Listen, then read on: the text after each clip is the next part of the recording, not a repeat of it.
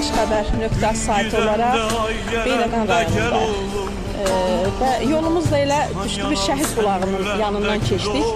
Özümüzə borc bildik ki, bugün bu şəhidimizi burada ziyarət eləyək. Bulağın suyundan biz də içək. Allah ehsan kimi qəbul eləsin, ehsanını qəbul eləsin, ruhu şad olsun. Allah bütün şəhidlərimizə rəhmət eləsin.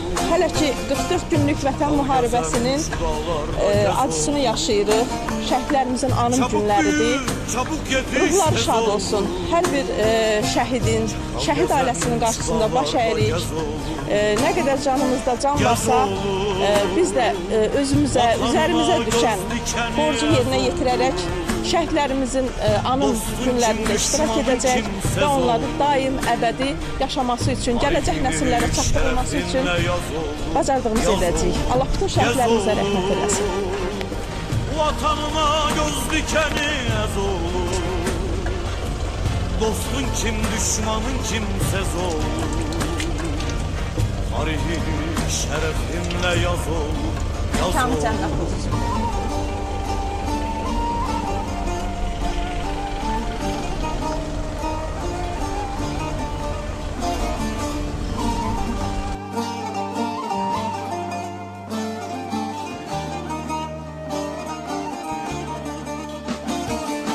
Senden gider sonsuzluğa yol olur.